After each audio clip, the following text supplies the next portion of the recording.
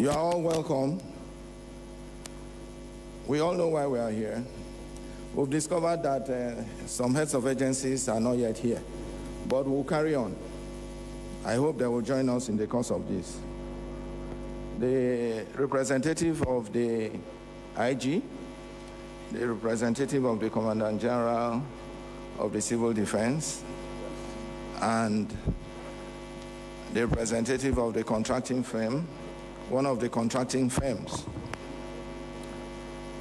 It is my distinct honor to welcome you to this first ever parliamentary roundtable on the state of pipeline surveillance, crude oil theft, and emerging success stories. For decades, this chamber had only bad news. Pipelines bleeding, production collapsing, and billions of dollars lost to thieves. But today, we gather not just to mourn our past, but to interrogate a clear turning point. The hard truth. When President Bola Ahmed Tinubu took office in May 2023, Nigeria was producing barely 1.1 million barrels per day, far below our OPEC quota. Crude oil theft had reached industrial scale. For every barrel legitimately exported, another was siphoned through illegal connections, artisanal refineries, and complicit networks. Our national production was on life support. Our successes since May 2023. Distinguished colleagues, honorable members, the narrative is changing. Let me state the facts. First, production recovery. As of recent data, Nigeria's crude production, including condensates, has increased to approximately 1.6 to 1.7 million barrels per day. This represents a 40 to 50% improvement in just over 18 months. We are regaining our position as Africa's top producer. Second, the transformation of surveillance. The previous OPEC monolithic contracts have been restructured. The current administration introduced a technology-driven, regionally distributed model, including the expanded role of private security contractors like Tantita Security Services, working alongside the military and NMPCL. We now see real-time monitoring, drone patrols, and community-led intelligence. Third, tangible theft reduction. Illegal connections discovered and dismantled have increased by over 300%.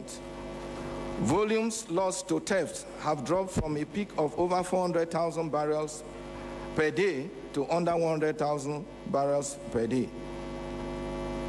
More importantly, pipeline infrastructure that was previously sabotaged weekly now enjoys longer periods of integrity.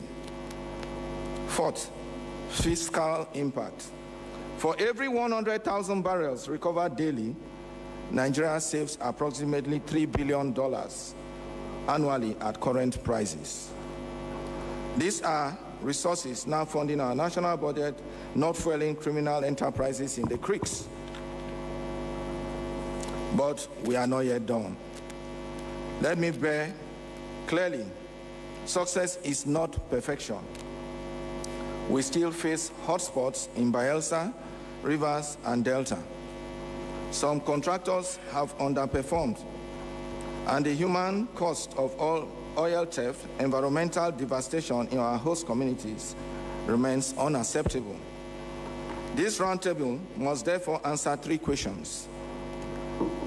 What specific surveillance practices have worked, and how do we scale them? Which contractors are delivering verifiable results versus those riding on connections? How do we sustain production above 2 million barrels per day?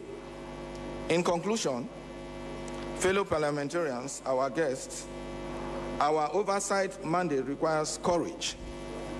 We will praise what works, and Mr. President and his team deserve credit for breaking the decades-old cycle of impunity. But we will also scrutinize every kobo spent, and every barrel should be accounted for. Let this roundtable mark the end of weeping over stolen oil and the beginning of demanding accountability for every pipeline in this nation. I hereby declare this session open.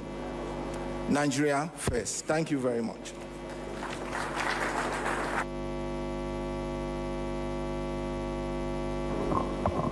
Thank you very much, Mr. Chairman. That is the chairman of this roundtable, parliamentary roundtable, and of course, he's also the chairman, Senate Committee on Gas Resources, distinguished Senator Agom Jaribe. Thank you, sir. Let me join the chairman in welcoming all of us to this joint Senate and House of Representatives Committee on Petroleum Resources Parliamentary Roundtable on the state of pipeline security and the battle against crude oil theft. Just as mentioned by the chairman, today's gathering is a crucial dialogue at the intersection of national security, economic sustainability, and energy prosperity. Your Excellencies, distinguished senators, honorable members, distinguished invited stakeholders, as we begin, let us commit to frank discussion, constructive engagement, and actionable outcomes. Together, we can transform challenges into opportunities and ensure that Nigerian petroleum resources serve as a true engine of national development. Mr. Chairman, while you were presenting your remark, some of the heads of, representative of heads of security agencies in Nigeria stepped in. May we meet them, please? Introduction from stakeholders. Consultants, please allow them introduction. May we start from the DSS?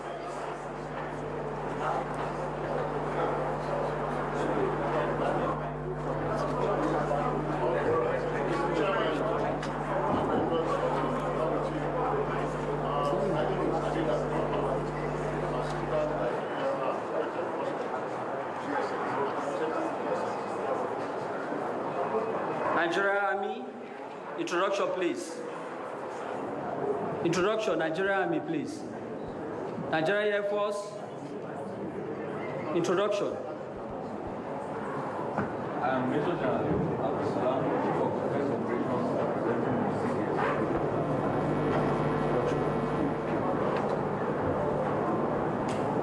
Thank you very much. Mr. Chairman, next on the agenda, permit me to invite the chairman, House of Representatives, Committee on Petroleum Resources Downstream, Honorable Barrister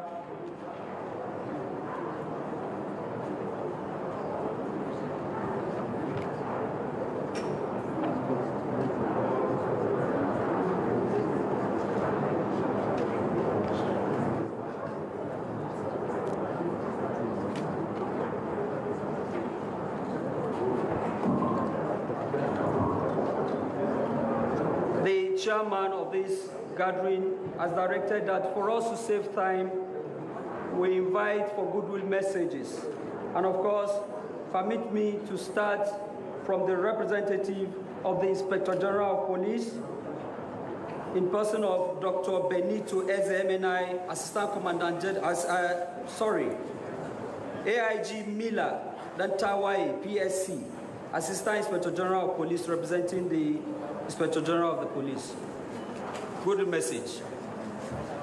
May I, at this point, announce the arrival of the representative of the Honorable Speaker in person of the Leader of the House of Representatives. May we please appreciate him, please.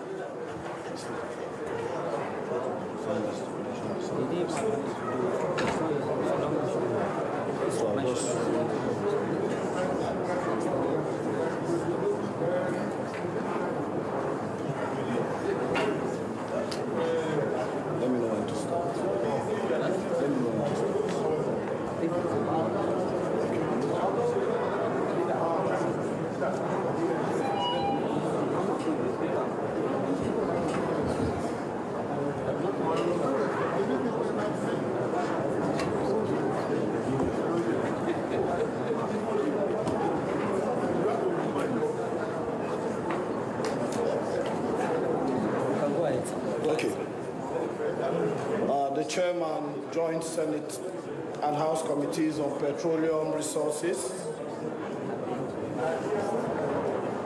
the representative of the Speaker of the House of Representatives, the Chairman, House Committee on Petroleum Resources Downstream, members of the Joint Committee on Petroleum Resources, Senate and House of Reps, distinguished senators and members of the House of Representatives of the Federal Republic of Nigeria, members of the Fourth Estate realm, invited guests, members of the press, my dear colleagues from other agencies, representing both the military, NSCDC, DSS, distinguished ladies and gentlemen. Let me start, my chairman, by apologizing sincerely on behalf of the Inspector General of Police, who would have loved to be personally here. But of course, he's engaged in so many very important assignments. That's why he asked me to represent him. So I'm just going straight to let us have what he mandated me to do.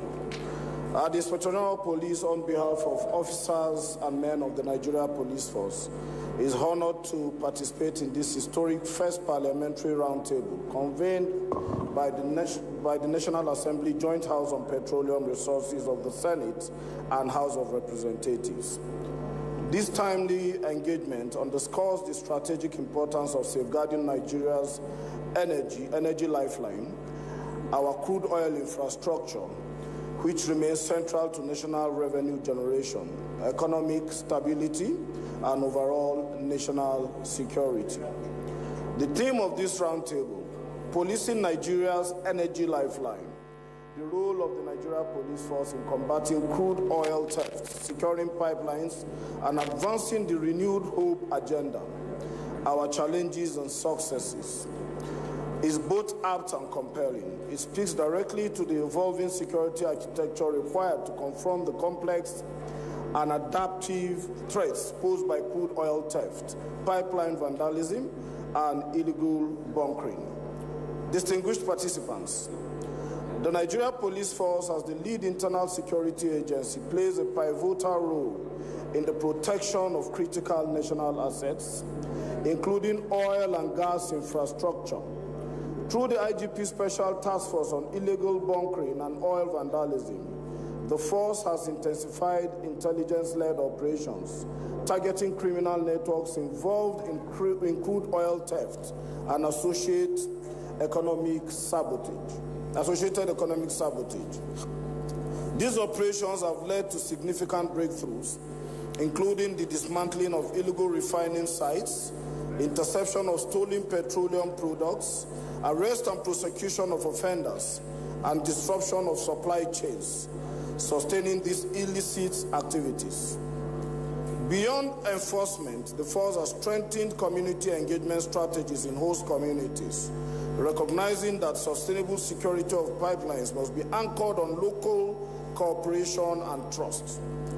However, it is important to acknowledge that the challenge of crude oil theft is multifaceted. It is driven by organized criminal syndicates, transnational networks, economic incentives, and at times local grievances.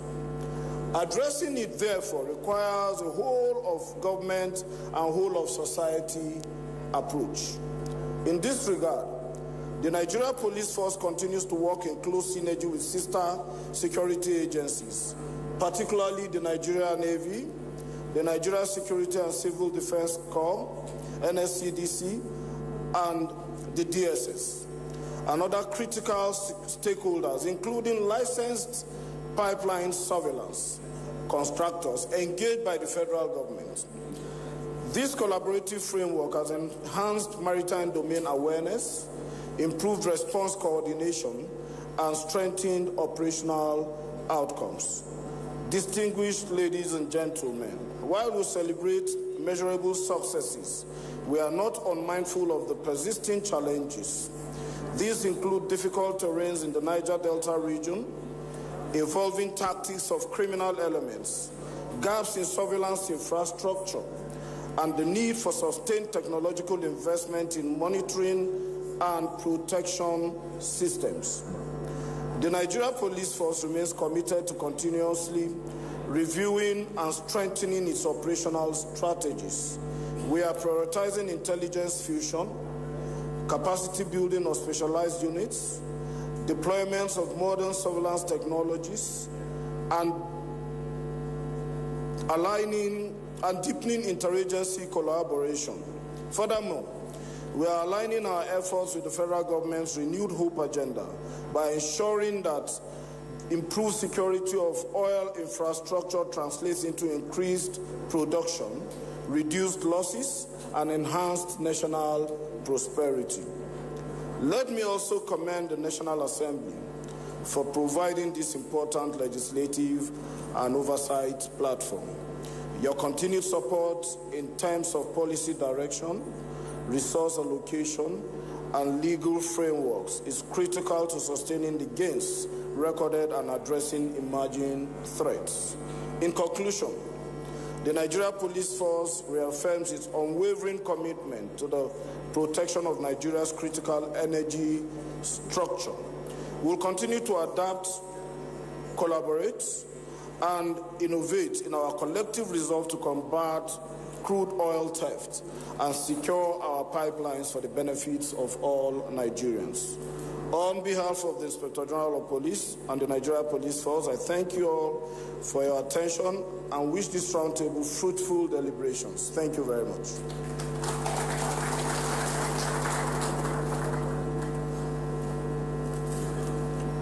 Thank you very much. Before we continue with the presentation from heads of security agencies, I've been reliably informed that the representative of the Honorable Speaker has some equally important engagements to attend to. At this point, permit me to invite the Speaker of the 10th House of Representatives of the Federal Republic of Nigeria, Right Honorable Abbas Tajuddin, PhD, GCON, ably represented by the capable and very hard-working leader of the House of Representatives, Honorable Professor Julius Nwowere, CON, DSSRS, the Segede one of our land. May we please appreciate him.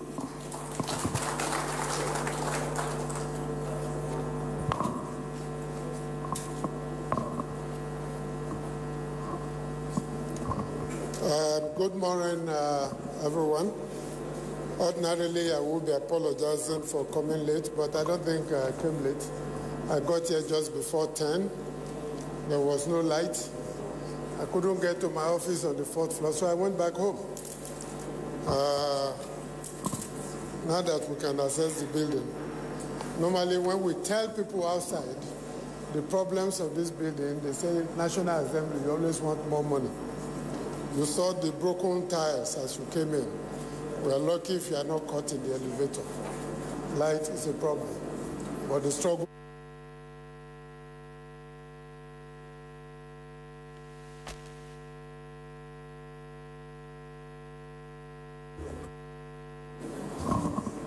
Thank you. I'm standing in here for the Speaker, Right Honorable Abbas Tajuddin, GCON, who is unavoidably absent, dealing with some other national matters. And he has given me an address to present to you.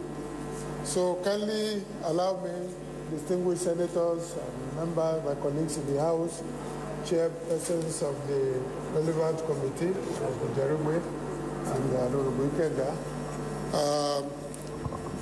the service chiefs and the other dignitaries that are present, let me say another good morning to you all. I will now proceed to read the address of the Right Honorable Speaker. It is my singular honor and privilege to welcome you all to the first ever parliamentary roundtable on the state of the pipeline surveillance contract, crude oil theft, and celebration of the success stories that have been recorded in this crucial industry. I must thank the joint Senate and House committees on petroleum resources for organizing this all-important event and giving it such massive attention. It is instructive that this roundtable is happening at a time when the global energy landscape is under intense pressure. The ongoing tensions in the Middle East and the protracted conflict involving Russia and Ukraine have once again reminded us that despite valiant efforts at finding alternative energy sources, crude oil still remains the largest source of primary energy in the world, especially the transport sector, where it still powers 95% of all vehicles, planes, and ships. The current crisis, particularly with the closure of the Strait of Hormuz, has resulted in price surges and supply shortages with consequential impact on our economic survival. As a nation, we must rise to the challenge, and this roundtable is a clear indication that the National Assembly is ready to lead the way. First, in order to understand why the surveillance contract became necessary, we must remember that Nigeria's journey as an oil-producing nation has been a very challenging one. The discovery of petroleum has both earned us massive foreign exchange and resulted in environmental degradation and despair.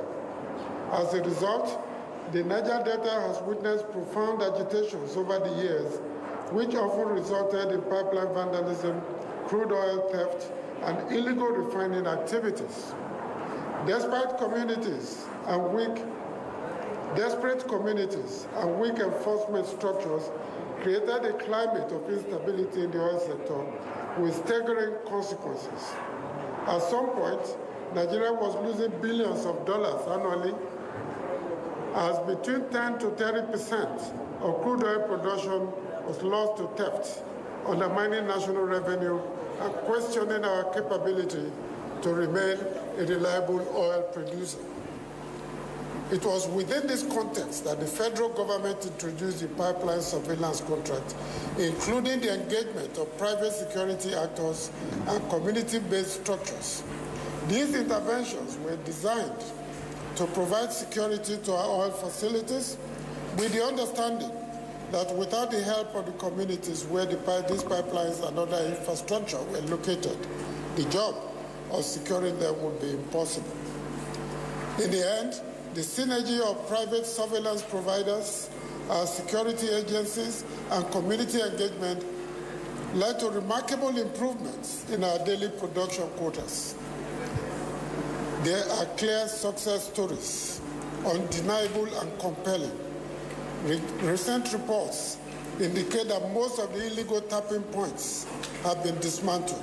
Production levels have improved significantly, and oil receipts are approaching near total delivery to export terminals, compared to the alarming losses of previous years, where production sometimes plummeted to about 700 barrels per day. Today, largely due to these surveillance and security efforts, we have been able to ramp up production to about 1.8 million barrels per day. Importantly, the surveillance contract has been able to create direct employment for thousands of Niger Delta youths who were formerly agitators, providing a climate alternative, a clear and legitimate alternative to crime, and placing security back in the hands of the people who host the facilities. However, there is no doubt that we can do better. There are still a number of challenges, particularly as they concern accountability, transparency, and the effectiveness of certain surveillance frameworks. Recent public discourse suggests that crude oil theft still occurs at concerning levels, sometimes even under existing security arrangements. This underscores the need for continuous oversight and reform. Distinguished colleagues, ladies and gentlemen, as usual, the National Assembly has remained at the forefront of confronting these challenges. Through legislation, oversight, and appropriation, we have taken deliberate steps to strengthen Nigeria's response to threats into our oil industry. We have enacted and reviewed laws such as the Petroleum Production and Distribution Anti-Sabotage Act and other relevant statutes aimed at deterring pipeline vandalism while in placing stringent penalties. We have also worked to strengthen institutions like the National Oil Spill Detection and Response Agency, recognizing the need for improved monitoring and environmental accountability. Both are the fruits of comprehensive and deliberate policy actions that were enabled by the passing of the landmark Petroleum Industry Act. Some of the provisions of this act, like the Host Community Development Trust, made corporate social responsibility a legal mandate and gave host communities a direct financial stake in the profitability of the oil sector.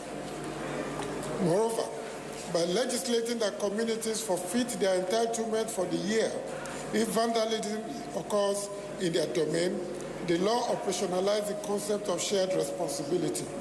Communities now police their own areas, knowing that an attack on a pipeline becomes an attack on their trust fund. The 10th National Assembly has continued to take bold legislative steps to institutionalize the gains of the PIA. In sum, we have consistently emphasized that curbing crude oil theft must be a collective responsibility involving government, host communities, security agencies, and private operators alike. Today's event is therefore another opportunity to advance the fortunes of our oil industry by consolidating on the gains we have made so far from the surveillance contract while addressing the existing gaps. Distinguished colleagues, I urge you to use this roundtable as a forum to assess the current pipeline surveillance architecture, strengthen transparency and accountability mechanisms, deepen community engagement as critical stakeholders in protecting national assets, and align legislative frameworks with emerging realities in the oil and gas sector, particularly under the circumstances the world has now found itself in. As we deliberate, let us remember that the story of Nigeria's oil sector is not only one of challenges, but also of resilience and possibility. Let us build a system where pipelines are no longer targets, but symbols of shared prosperity, where host communities are not marginalized, but empowered partners, and where Nigeria's oil wealth translates into sustainable national development. In short, let us demonstrate that progress is achievable when policy, partnership, and political will align. I cannot stress enough the importance of this roundtable at this period. The Middle East turmoil is in turmoil, Russia is distracted, and global energy maps have been redrawn. The world is looking for energy security, and Nigeria must put itself out there as a credible alternative. We cannot afford the luxury of internal sabotage. Our message to the world is clear. Nigeria is securing its assets, stabilizing its output, and is open for business. I urge participants to engage with candor, patriotism, and a shared commitment to reform. The decisions we make here will shape not only the future of our oil sector, but the economic destiny of our nation. It is now my privilege to declare this roundtable open. Thank you, and God bless the Federal Republic of Nigeria. Thank you very much. Thank you very much, Your Excellency. The Speaker of the House of Representatives, ably represented by the Leader of the House of Representatives. Thank you, sir. May I quickly inform this gathering that this event is live on AIT, Arise, TVC, and Channels Television. At this point, Your Excellencies, distinguished senators, honorable members, distinguished invited stakeholders, members of the pen profession, ladies and gentlemen, permit me to invite the President of the Senate, distinguished Senator Godswill Obot Akpabio, GCON, ably represented by distinguished Senator Jimo Ibrahim, CFR. Let's appreciate him, please. Thank you.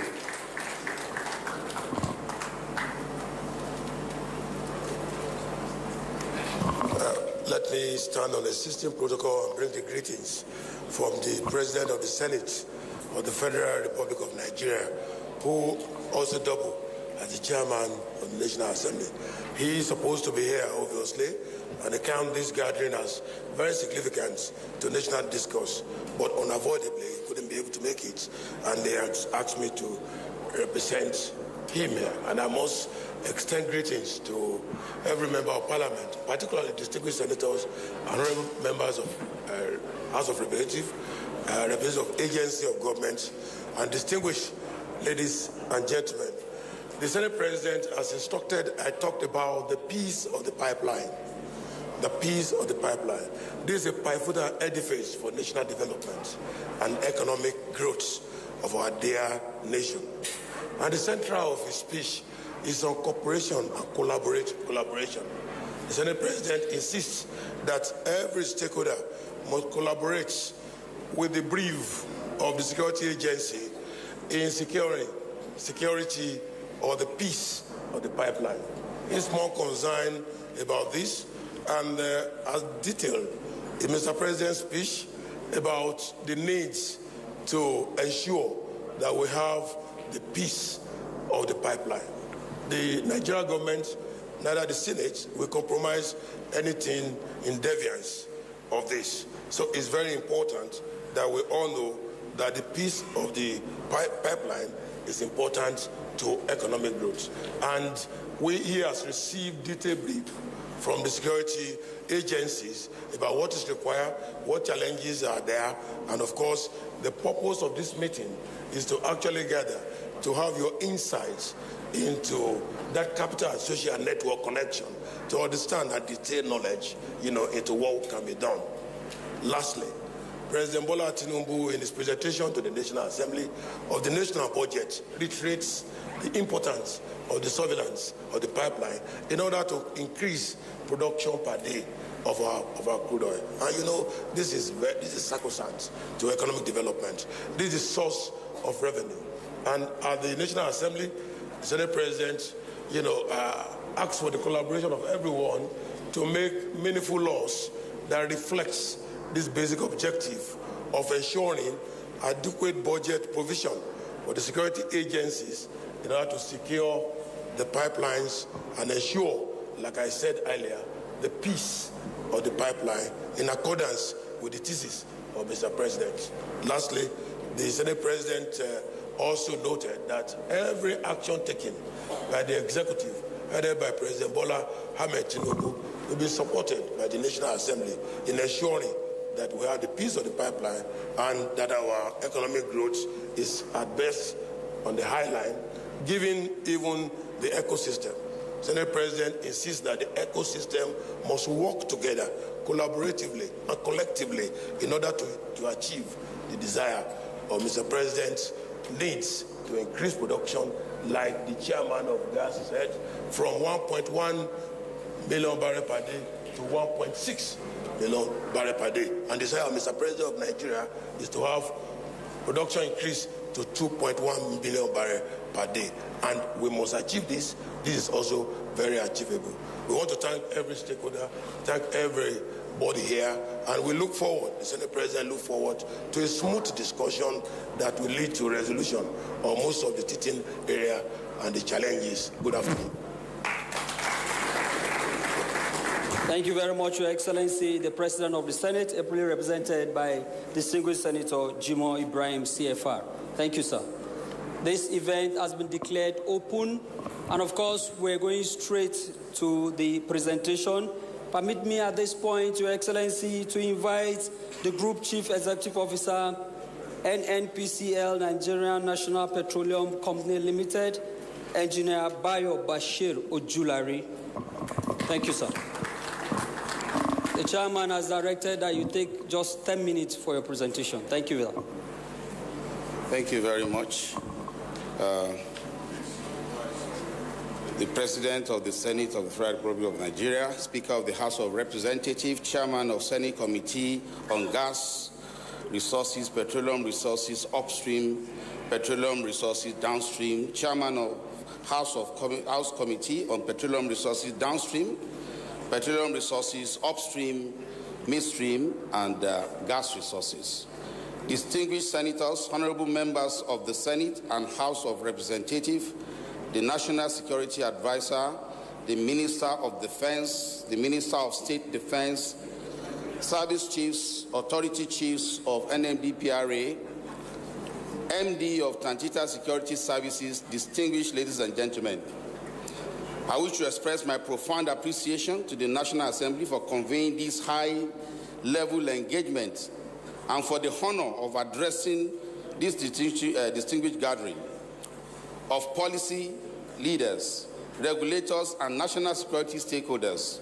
I'm grateful for the opportunity to brief this august body on an issue that lies in the very core of Nigeria's economic resilience, national stability, and long-term prosperity, namely our collective energy security. Energy security is not merely an operational concern for NNPC Limited. It is a strategic national imperative for an economy whose fiscal revenue, foreign exchange inflow, industrial productivity, and investor confidence remain inextricably linked to hydrocarbon, secure, reliable, and continuously available pipeline infrastructure. Is fundamental to sustaining our growth.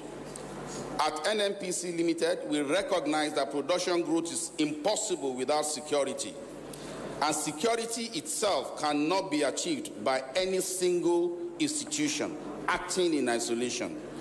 It demands deliberate, structured, and sustained collaboration across the national security architecture, the Office of the National Security Advisor, the armed forces and intelligence agencies, regulators, state actors, host communities, and industry operators. This philosophy underpins our approach. I am pleased to report that the result of this collaborative model are now very evident. The debilitating era of widespread crude theft, systemic pipeline vandalism, pipeline outages, and suppressed production has been decisively reversed. Through coordinated action, particularly in the Niger Delta, pipeline availability and terminal receipts for crude oil have been restored to nearly 100%. Operational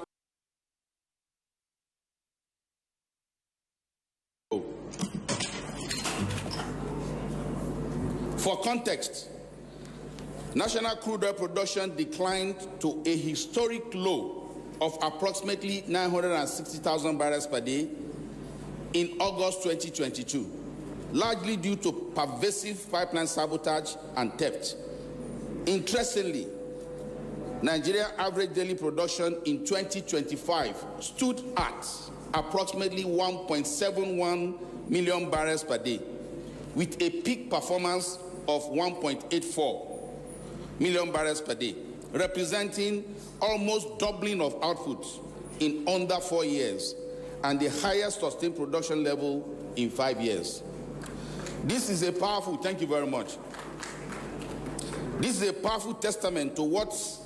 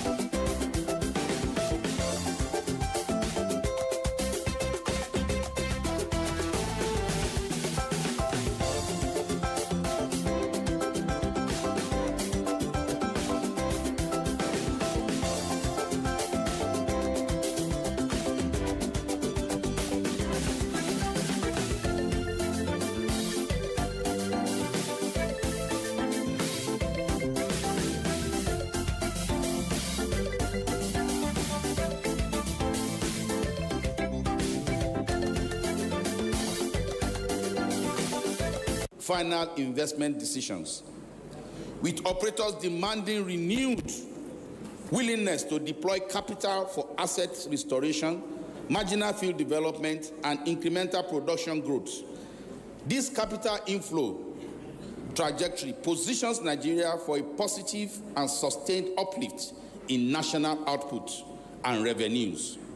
In parallel, NNPC Limited continues to optimize its asset portfolio to extract maximum value for the Federation, while ongoing executive-level reforms, including the work of the Presidential Petroleum Reform Committee, are expected to further strengthen the enabling environment necessary to achieve our medium-term production.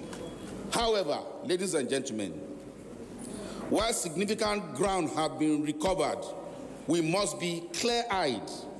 The war for energy security is not over. As Nigeria experiences heightened global geopolitical tension that continue to exert upward pressure on crude oil price, the incentive for crude theft, illegal refinery, and associated criminality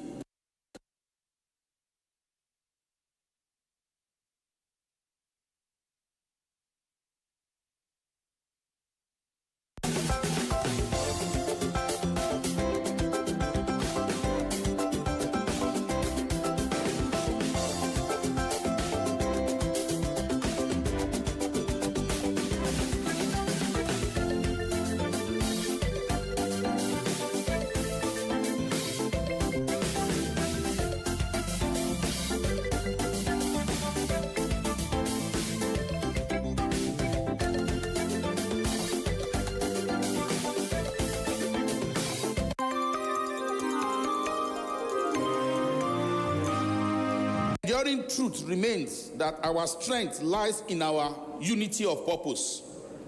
Only through collective resolve can we safeguard Nigeria's energy assets, secure production growth, and ensure that the petroleum sector continue to serve as a catalyst for national economic development. On behalf of NNPC Limited, I thank the Joint Committee for this engagement and for the continued support.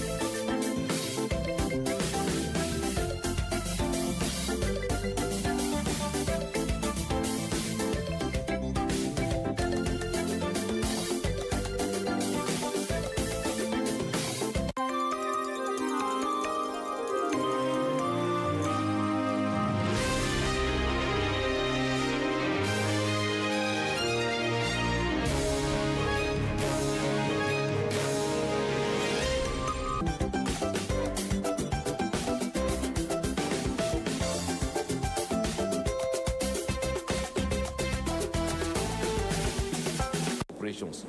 The JTF has built a strong relationship with pipeline, particularly Tantita, and fortnightly Operation Plug meetings with NNPCL, government security agencies, and other private security contractors. These efforts enhance collaboration and address common challenges in protecting oil and gas infrastructure. The joint force continues to effectively utilize non-kinetic conflict and resolution mechanisms. Now, despite all these achievements, the armed forces of Nigeria also have some challenges, and the challenges border on inadequate gunboats, inadequate tactical drones, inadequate swarm bogies, and insufficient logistics supplies. In conclusion, the armed forces of Nigeria have demonstrated unwavering commitment to the protection of critical national energy infrastructure and the realization of the renewed hope agenda of President Bola Ahmed Tinubu. Through a combination of sustained kinetic and non-kinetic operations, the armed forces of Nigeria has achieved significant progress in reducing crude oil theft, enhancing oil production, and stabilizing the Niger Delta region. These successes highlight the importance of joint operations, stakeholder collaboration, and community engagement in addressing complex security challenges. Nonetheless, continued support in terms of resources, equipment, and policy direction is essential to sustain these gains and ensure a secure and prosperous energy sector for Nigeria. We want to thank Mr. President for his strategic guidance and continued support to the armed forces of Nigeria. The armed forces of Nigeria remains committed to ensuring security in every part of our country, as we pledge our unalloyed loyalty to the President and the Constitution of the Federal Republic of Nigeria. Thank you, and God bless Nigeria.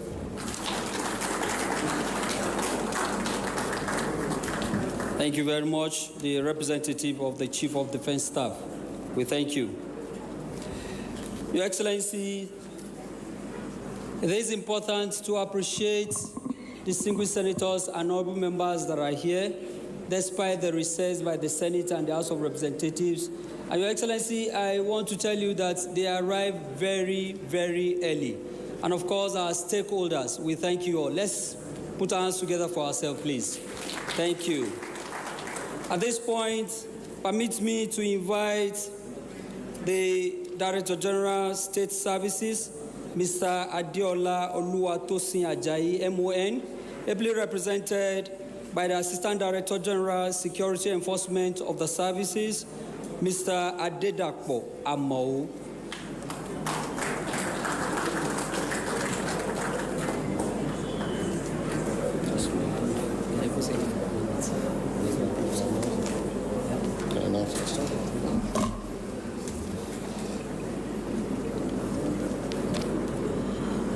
Distinguished Chairman of the Joint Committee on Petroleum Resources,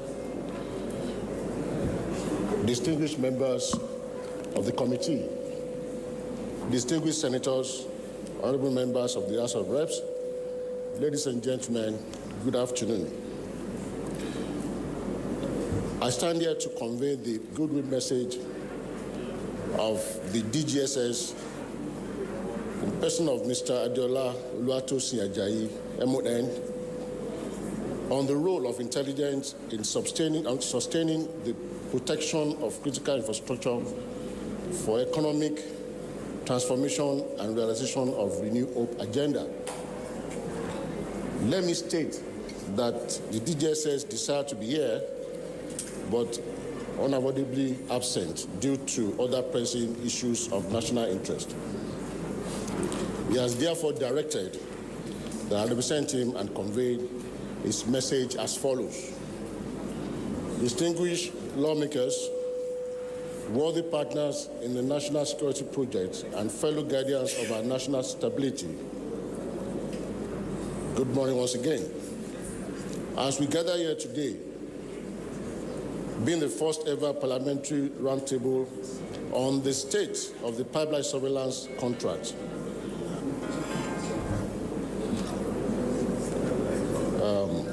crude oil theft, and celebration of success stories, I extend my heartfelt appreciation to the highly revered and esteemed members of the National Assembly for this laudable initiative, particularly the unwavering support and oversight commitment in ensuring the protection of critical infrastructure from economic transformation and realization of Renew Hope agenda. As widely acknowledged, the petroleum sector remains the backbone of Nigeria's economy, accounting for a significant proportion of government revenue and foreign exchange earning.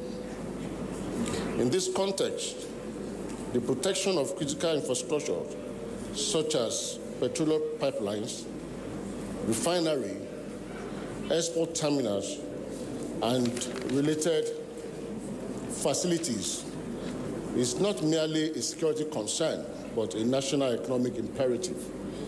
Against this backdrop, intelligence plays a central role.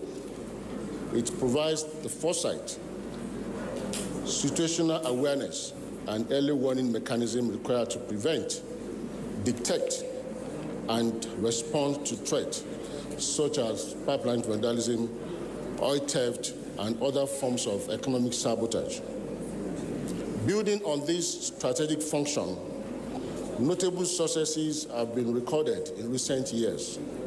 These include enhanced interagency collaboration, deployment of surveillance technologies, and improved community engagement strategies, which have collectively strengthened the protection architecture of our critical assets.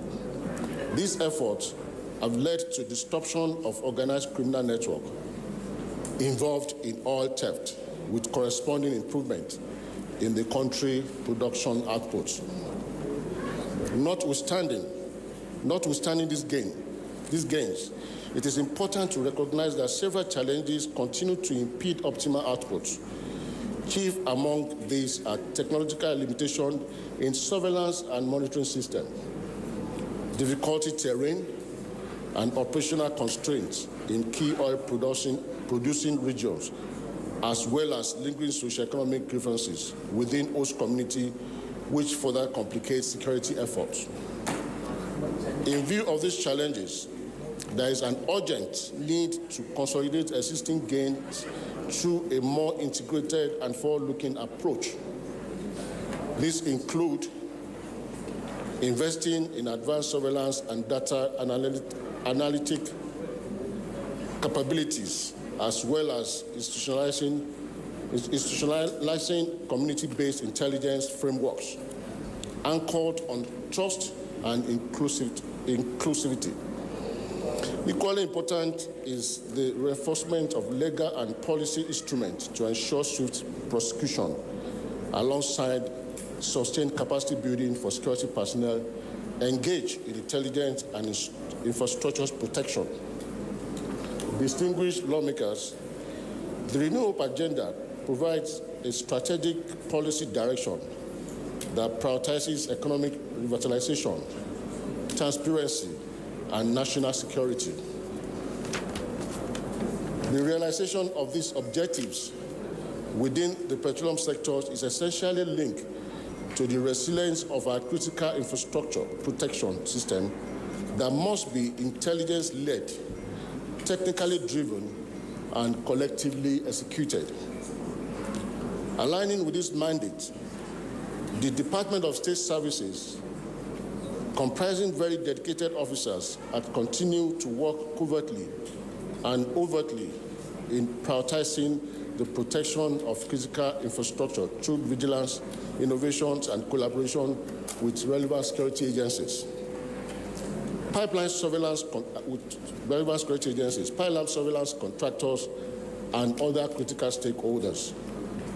Let me specifically recognize and eulogize operatives who lay down their lives in the protection of critical assets. Suffice to say that they are not just protecting the assets, but safeguarding the overall well-being of the citizens. In conclusion, sustaining the protection of critical petroleum infrastructures requires a whole of government and a whole of society approach anchored on credible intelligence, strong political will, and active stakeholder engagement. On behalf of the officers and men of the Department of Civil Services, I commend the Joint Committee for its support to security agencies, particularly the intelligence community. I also appreciate the commitment of the committees in addressing these critical issues and for providing this platform for constructive dialogue. It is my firm belief that the outcome of this engagement will significantly contribute to strengthening Nigeria's economic security architecture. Thank you for your attention as I wish you fruitful deliberation. Thank you very much. Thank you very much, sir. Moving on quickly, as directed by the chair, permit me at this point to invite the Commandant General, Nigerian Security and Civil Defense Corps, Professor Ahmed Abubakar Audi, MNI, OFR, ably represented by the Assistant Commandant General of the Corps, Dr. Benito Eze, MNI. Let's appreciate him, please. Thank you.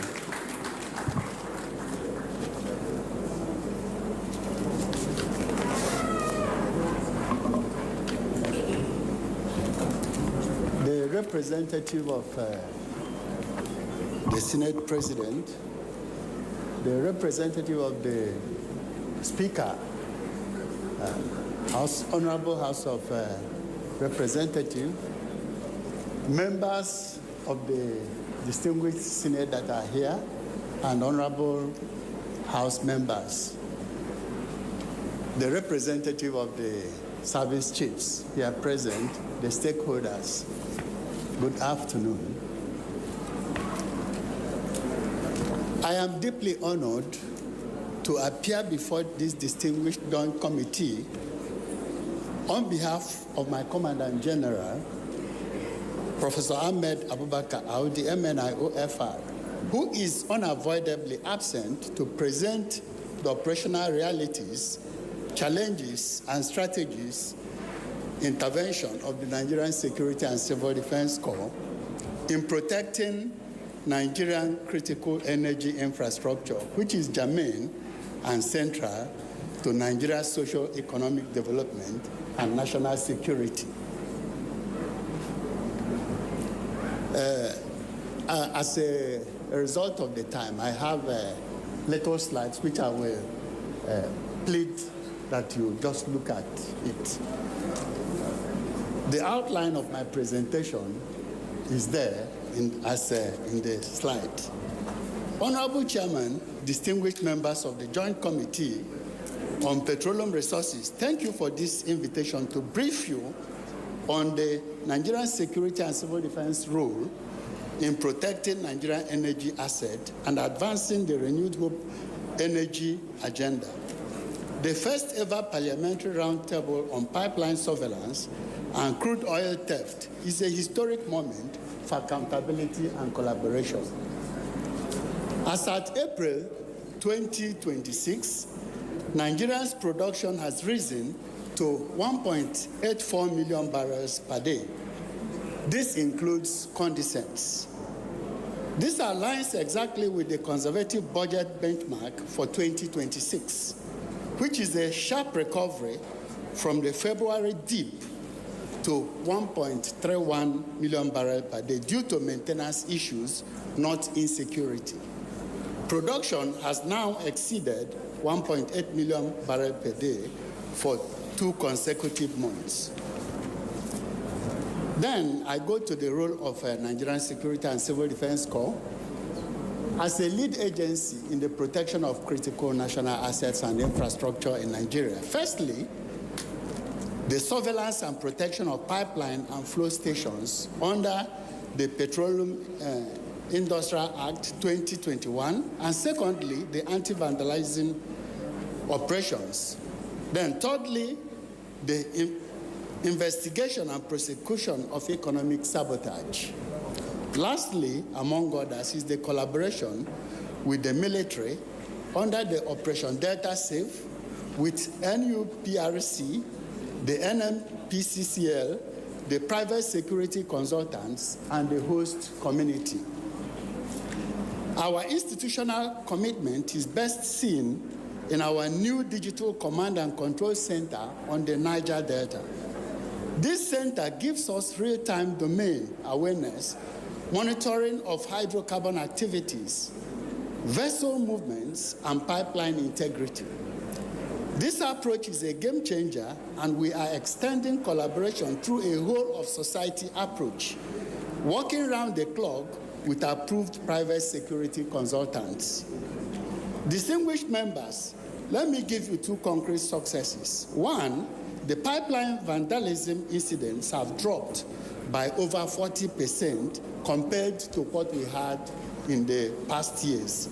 Secondly, we have discovered and destroyed 60% more illegal refining sites, which means we are detecting more and disrupting more.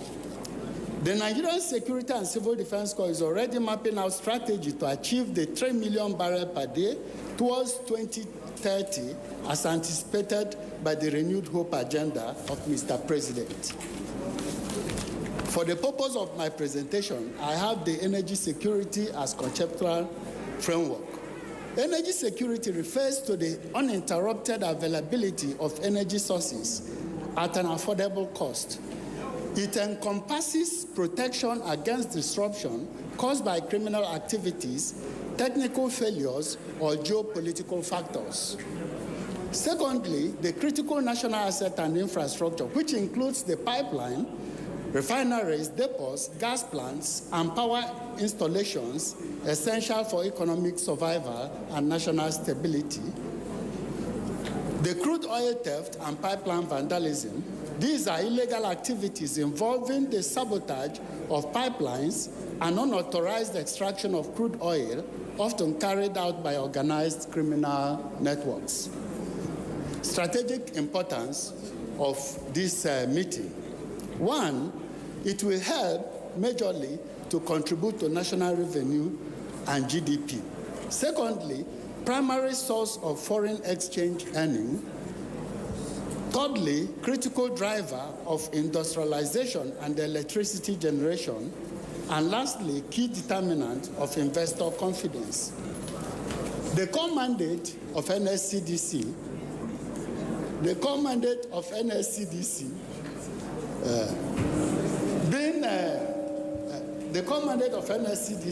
with the act that established us in 2003 and 2007 as amended, that gives us the power to arrest and prosecute any person reasonably suspected to have committed any act of vandalism in line with extant laws, so as to protect the pipeline and gas installations, conduct anti-vandalism operations, gather intelligence and conduct threat analysis, arrest, prosecute oil theft offenders, collaborate with security agencies and stakeholders.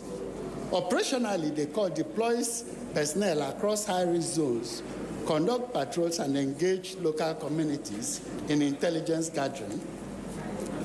The Corps establishes a crack squad to enforce this mandate and has continued to train and retrain them with relevant skills and equipment to be able to face the dynamics of oil theft.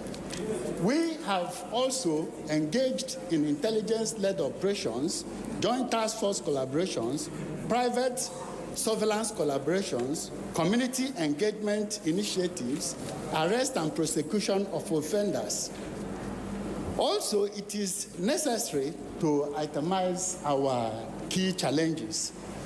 One, highly organized syndicates deploy sophisticated methods resulting in massive revenue losses, and we need highly sophisticated equipment that are electronically driven so as to support us. Also, we need technological infrastructures because we have challenges in this aspect. Considering the difficulty of the terrain, we need articulated operational mobility to enable us navigate these challenges. Then we also have one of our major challenges, inadequate manpower. Through this committee, we will request that you help us with increased manpower. We are understaffed. NSCDC is about 63,000 personnel, and this particular aspect of infrastructure protection is just one aspect of the assignment we do. So we need more personnel manpower. Also, the challenge of legal and judicial limitation is there, and community relation challenges. The impact analysis, economic impact, billions of dollars are lost annually, reduced government revenue, increased cost of production. Then the environmental impacts, the oil spills causing ecosystem destruction, health hazards for host communities. Then we have the security impact, which is, among others, strengthening of organized crime networks, making host communities vulnerable, threat to national stability. Gaps and institutional weakness. Inadequate funding is one, and the budgetary allocation is one of our challenge. Limited deployment of advanced technology, weak interagency coordination framework, absence of specialized courts for energy crimes, because most of the offenders of these criminal acts, most of the time they spend a lot of time in the court. Even if you are not well equipped, the case can easily be struck out. Then we are requesting for specialized courts for these energy crimes. Also, insufficient training in modern security techniques. We want this honorable House to help us so that we can get enough fund to get more training and better one. Strategic recommendations. Technology-driven surveillance, deployment of drones and satellite monitoring with well-equipped command and control center, installation of smart pipeline sensors, establishment of centralized command centers. 2, legal and policy reforms, creation of special courts for energy-related crimes, strengthening penalties to serve as deterrent. Not when somebody commits a crime that will disrupt a system, he will just be given 2 months or 3 months or little fine to pay. Then capacity building, continuous training in intelligence and modern security systems, recruitment of specialized personnel. Community engagement framework, the need for advocacy and sensitization of host communities will not be underscored. There is every need for us to lay more emphasis on sensitizing these communities for them to understand the need impact of their contribution. Then, public-private partnership, collaboration with oil companies for funding and logistics is very necessary. I have to say it here that these oil companies are not supporting NSCDC. So we need support from the oil companies too. Alignment with the Renewed Hope agenda, the proposed strategies directly support the Renewed Hope agenda by reducing crude oil theft and revenue losses, enhancing production capacity, and improving investor confidence. In conclusion, the protection of Nigeria's energy assets is a strategic national priority that requires urgent and sustained intervention. While the Nigerian Security and Civil Defense Corps has demonstrated commitment in executing its mandate, the scale and sophistication of threats necessitate stronger legislative backing, enhancing funding and modernization of operational framework. A coordinated technology-driven and community-inclusive approach is essential to winning the battle against energy infrastructure sabotage and ensuring the success of the Renewed Hope agenda of Mr. President. The Joint Senate and House Committee, please, we are requesting that you support us in increased funding of our operations. Also, facilitate legal reforms for speedy prosecution and assist us to promote policies that encourage technology adoption and strengthen oversight on energy security initiatives. Thank you, and God bless you. Thank you very much, the representative of the Nigerian Security and Civil Defense Corps. Thank you. Your Excellencies, Mr. Chairman, Co-Chairman, honorable members, distinguished invited stakeholders, members of the press, ladies and gentlemen, let me reiterate that this parliamentary roundtable is to appreciate the successes achieved so far in protecting our pipeline, identify the persistent challenges, and most importantly, to work together in charting a collective path towards solutions. At this point, Your Excellency, permit me to invite for the technical briefing. I will invite the Managing Director, Tantita Security Services, High Chief Pondi Ebomobowe Kesti. I hope I am right. Thank you very much. You'll be giving us the technical briefing. Thank you. Let's appreciate him again, please. Thank you. I told you you were going to order. Thank you very much. Your Excellency, permit me to stand on the well-established protocol. Good afternoon, ladies and gentlemen. My name is Pondi Bimombowe Kestin. I'm the MD, Tantita Security Services Nigeria Limited.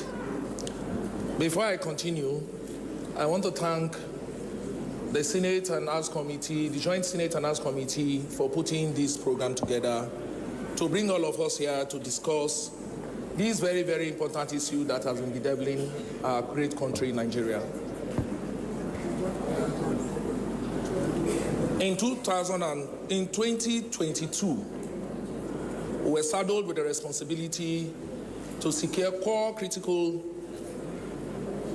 oil and gas infrastructure in Nigeria. And a very, very opportunity, an opportunity that we appreciate till tomorrow. That's why we are very, very grateful to Mr. President for allowing us this opportunity. Without this platform, nobody would have known what we are capable of. The reason being that we are of the creek and we have been positioned as people who are always going to be of the creek. One thing that people do not take into consideration is that taking people from the creek to do and protect the infrastructures in the creek could actually give us a better understanding and better results. At Tantita, we say we do not protect the asset from the people. We protect the asset with the people. And that has given us the results that we have been earning till today. In 2020, Nigeria was producing about 1.8. At 2021, it was about 1.6. Then in 2022, it dropped to 1.1, including condensate. Then we awarded the contract in August, and we started. Today, we're about 1.4, including condensate, and we can still do better. Why can we do better? Because we still have short-in barrels. We need to invest more in the sector.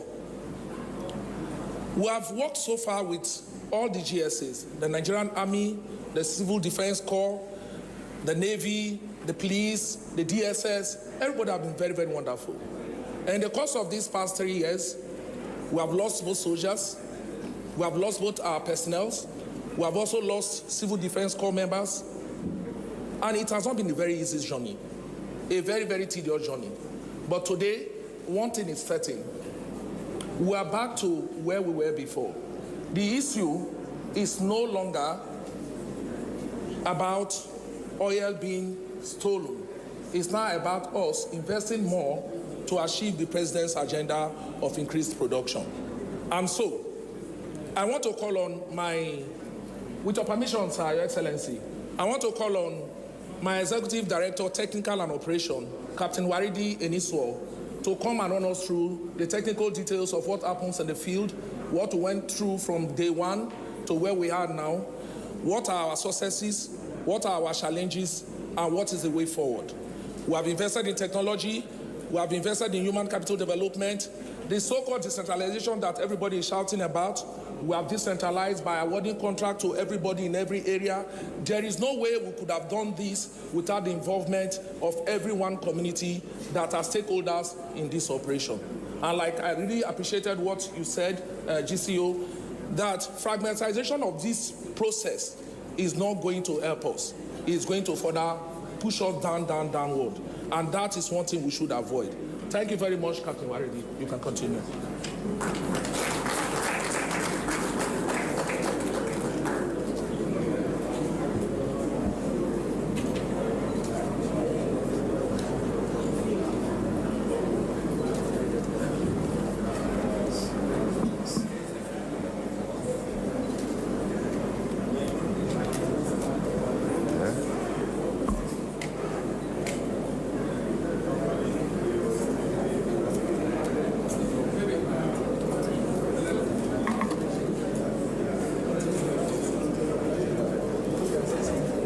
Okay.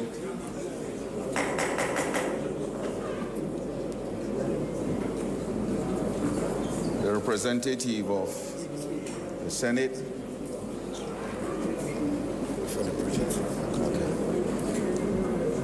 The representative of the Speaker, the respected chairman of this event,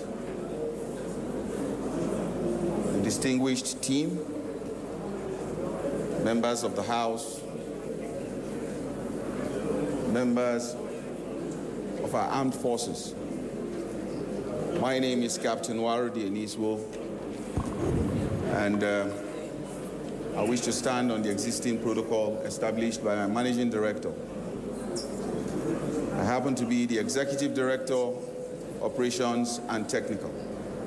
So that puts me on the forefront of this whole mission. Now what we have here is a slide showing how this presentation is going to go.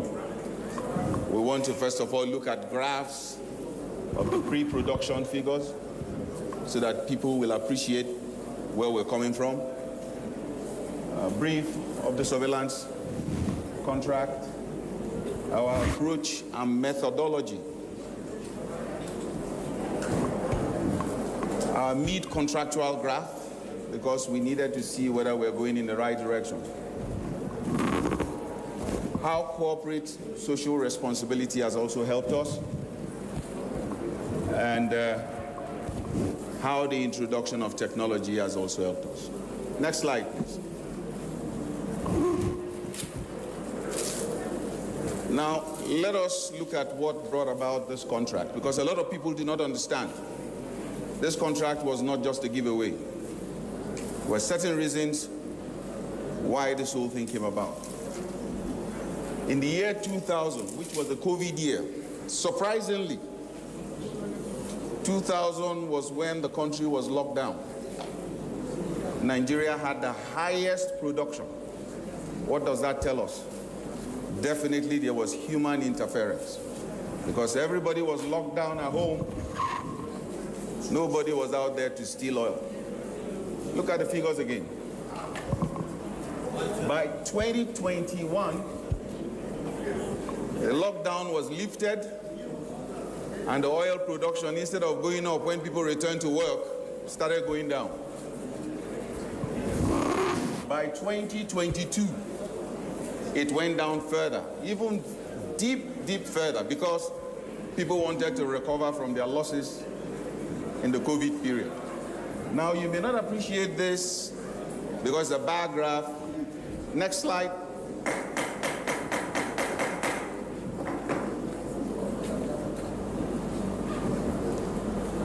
That was the crude oil production going down. That was the total. you can see the arrow all pointing downwards. And if the government had not done something, the economy would have been in trouble. And that was at August, and that's where this contract was born. Next slide. Okay, overview of the contract. It was a surveillance contract spanning over 2,000 kilometers of pipeline on land. It included a little bit of the brackish waters, so which means the coastal region, because that's where we have all our oil platforms. And it did stir up a lot of dust. We've talked about those dust a little bit. My MD has mentioned a fair bit of it. And most of the dust that the contract stirred up was coming from those, if we say 80 to 90%, those with personal interest in stealing the oil, as you will see later. And from there,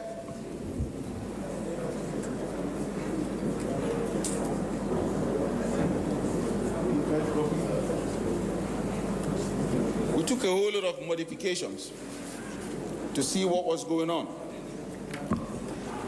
And I would want you to pay particular attention very, very well,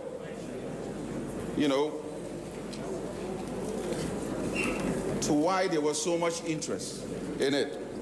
Now, for those who don't know, it was not just a giveaway, as I said. It had monthly bonuses. So if we do not hit a target, we don't get what we want.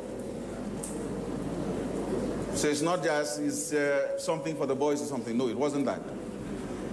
Now, on top of it, the assets were spewed across 7 states, except Ondo State, which had no pipeline.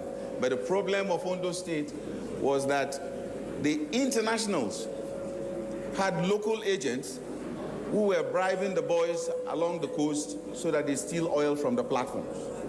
So they were coming directly to connect their ships and then steal from the platforms. Next slide. First, we had to carry out feasibility studies on this problem, because it's not that we didn't know the problem, but the enormity of the problem can only be appreciated from the air, not on ground. Only from the air. Hit the button again and let's see what we saw first. That's a place called Azuzama in Bayelsa State. This place, there was free flow of crude oil, sales going on. Participation by everyone in the community. This was their job, nothing else. Very brazen, no fear of anybody, no fear of even law enforcement. We had women, children, everybody selling. You will see crude oil storages from above. Even the plants around the area, including trees, were dying because of hydrocarbon. They couldn't survive. But on the ground, you will find massive amount of canoes, boats that were carrying oil. Next slide. That's what one of the storages looks like when you come low down. You'll find a crude oil storage belonging to one person, about 5 times the size of an Olympic swimming pool, all full of crude oil. One person selling. Next slide.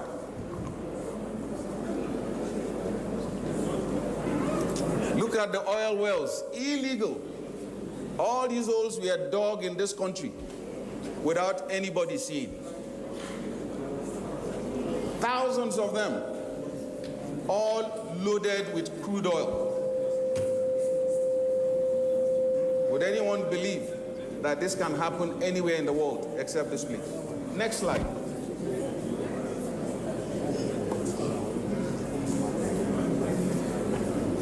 Even from space, you can see the damage done. This is a satellite imagery. This is not from an aeroplane. So from anywhere in the world, if you have access to satellite imagery, you will see what is happening in Nigeria. In some of these places, grass will not even grow for 100 years again. because the crude oil is so deep on the ground, nothing grows. Next slide. Now we had to come down on ground to take a good look. Now we are only able to do this at this time because of this contract. Because before this contract, if you approach these places, you can be rest assured you will take gunfire, or somebody will ask you who authorized you to come near this place. That is how far the authority goes. You can see how they're able to use tarpaulin to protect the crude oil from going back into the ground. They are protecting their losses. Next slide. This was our first find. This is directly on the pipeline right of way belonging to Ajib. You see that guy walking down? That was the contractor paid to protect that particular pipeline. It was a contractor paid to protect this line. And just right beside the line, the vandals were able to dig a hole to the pipe and create canals for kilometers into their storages in the bush. The crude oil now flows, and they do this in collusion. Make no mistakes. They know when this line is pressurized. So the moment the line is under pressure, they take their share through this crude oil canal, pipe it to their own storages, and you will see what they do. It doesn't end here. Next slide. See how it goes? For kilometers, all in this country. Next slide. Now watch this. This camera is coming from somebody we posed as a buyer. They had breached this line. They know when the line is going to have oil. And you will see they sell crude oil here per bucket. Per bucket. They fetch and sell in the bag. You see all the bags there. So business friendly that even women, you know, Nigerian women are naturally good traders. They are involved.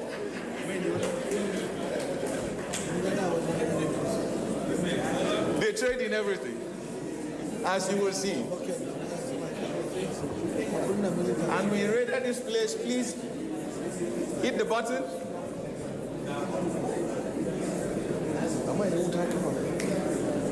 Okay.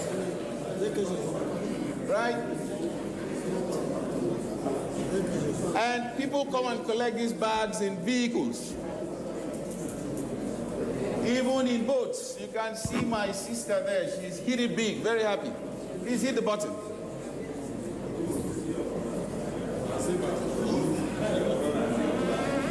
Very successful trip. So when you see these bags in the Niger Delta or in our rivers, you will think, oh, maybe it's a farm produce or something. It's not. It's loaded with crude oil. Next slide.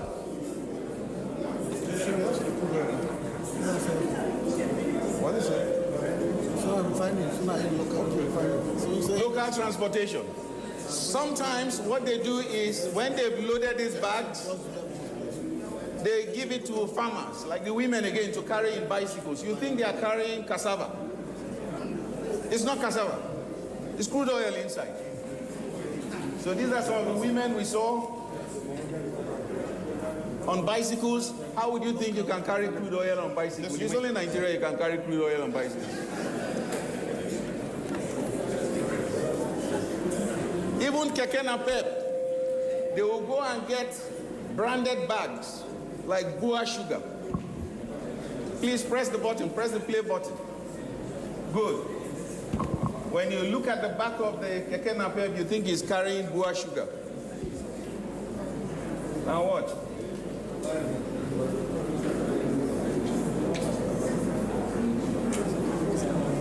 When you interrogate them,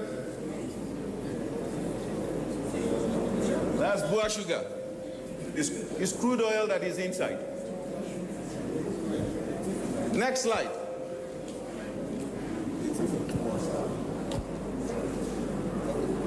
Sometimes they carry this bag to the river mouth. Press the play button for the next image. Thousands of these bags, and then they load them into GP tanks, and they carry them to places like Cameroon, or even going to load ships at sea. Who does not want to come close? Next slide.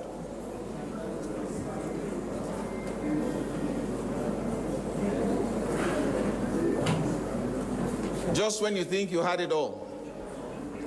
This is very common on the east-west road around Patani and all of that. When you look at these trucks, you think they are carrying food products.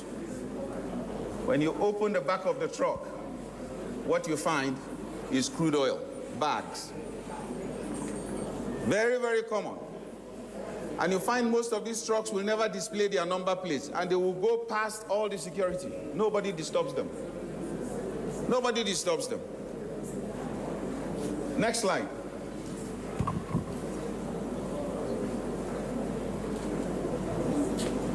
Good. You see this one? Carries fertilizer.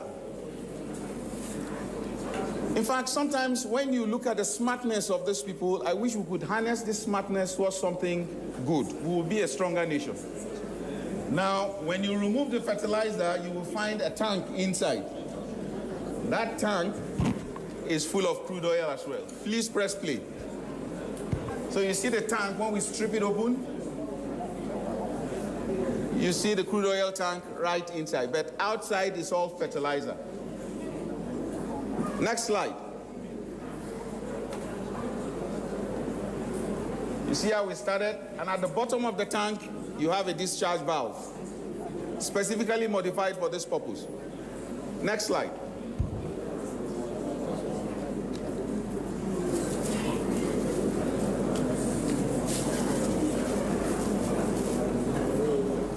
Now, sometimes what these trucks do, even on the legal ones, there is even the legal side of the stealing.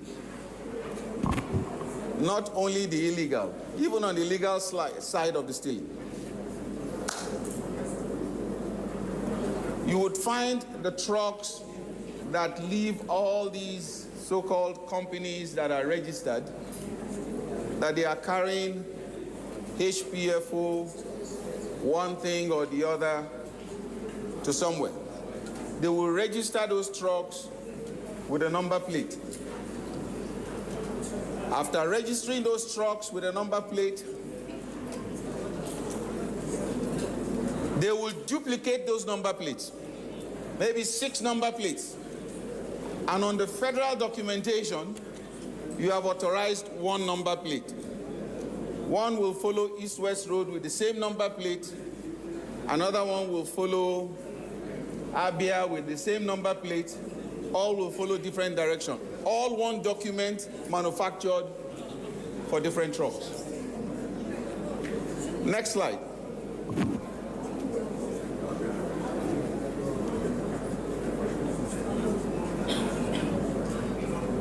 Okay.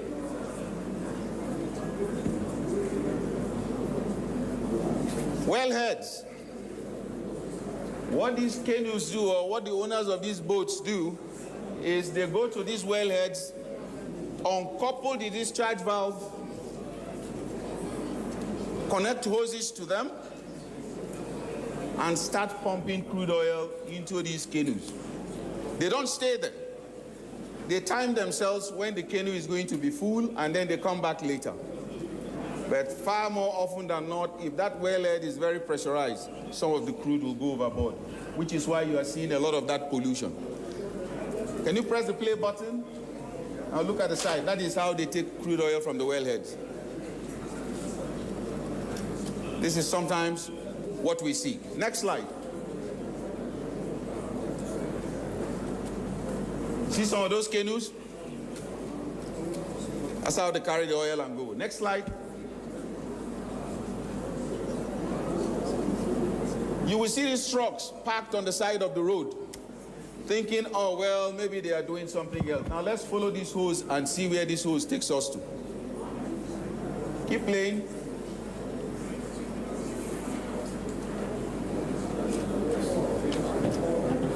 In this case, we're even lucky because it is daytime. In the night, you can't even see this.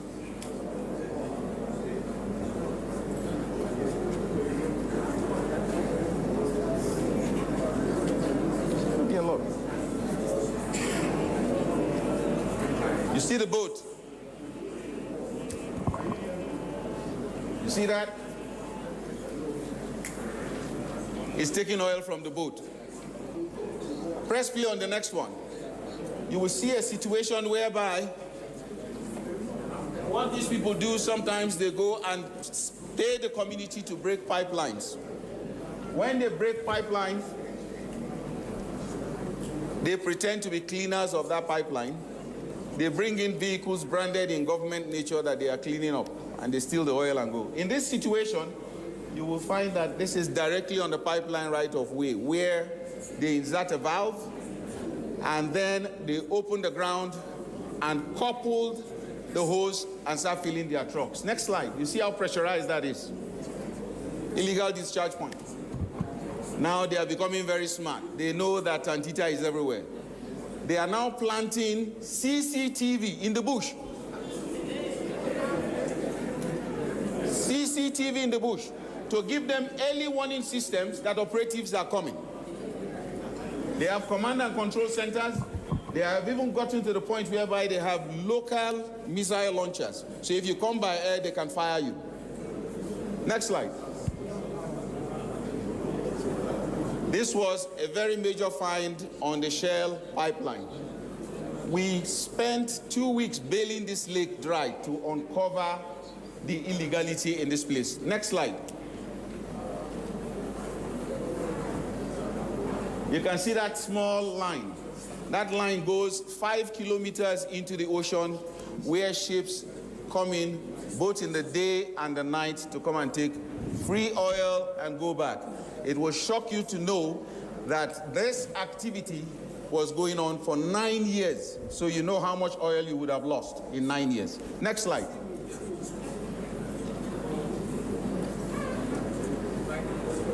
This is to appreciate the length of that illegal connection. I think it is one of the longest illegal connections we ever saw. Went for more than 5 kilometers. Next slide. Just when we thought we had seen all the illegal connections, we built another lake again. And we found another one that connects to the Afremo platform operated by Shell at the time. That Afremo platform is supposed to supply oil into Nigeria, but they converted it to an export terminal. Illegal. Next slide.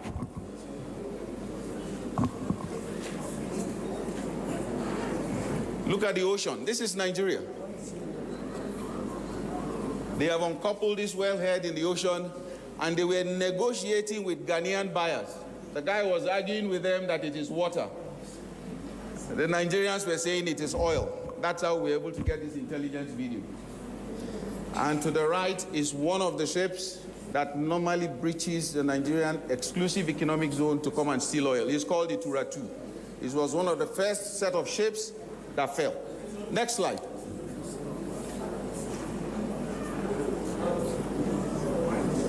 That was when we escorted the Tura 2 back after the arrest. Next slide.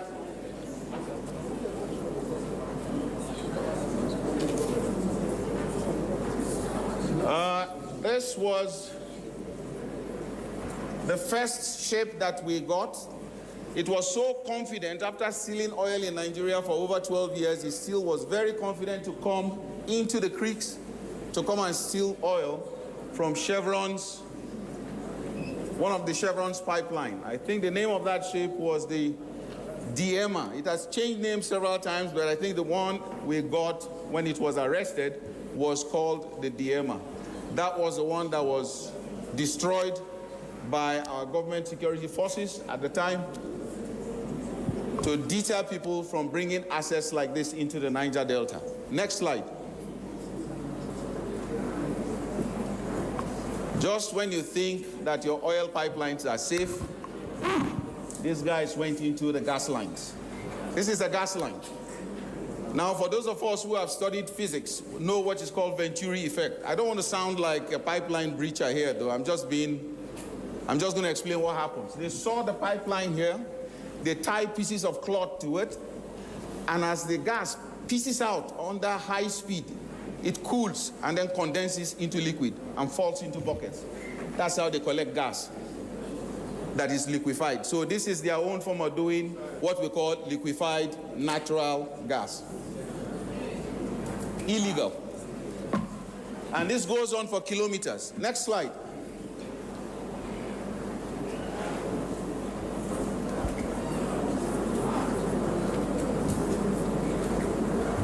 This is a typically illegal refinery. This is a typical illegal refinery that you've seen, which brews oil. And these were going on for years, which was why pre-2022 you had diesel for about 220 naira per liter. They normally take the oil from here, go and mix it with ships in Lagos, and tell you the oil is from Europe, and they pump it into the fuel stations. It was not from Europe. It was all from Niger Delta. Now you are buying the one from Europe. That's why you're getting it at over 1,000. Next slide. Corporate social responsibility. We've tried enough. We've done so much. A lot of people who think, oh, we're eating this money alone. That is not correct.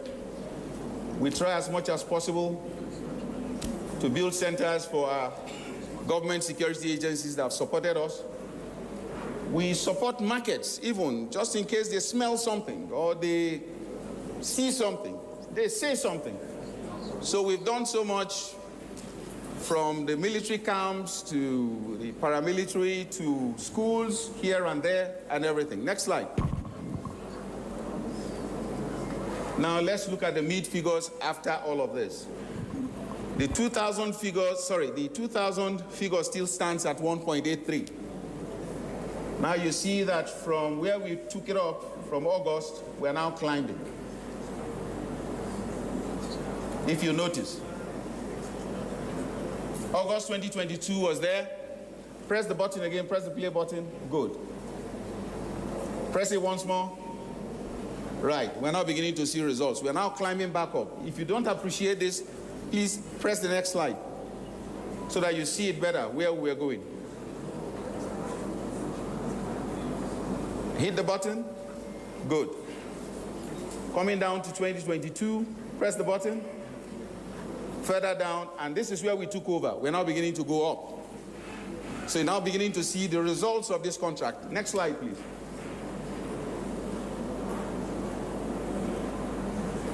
We didn't just achieve this far. We felt it was now time to deploy technology. And deployment of technology is the most difficult thing because we don't have the technology.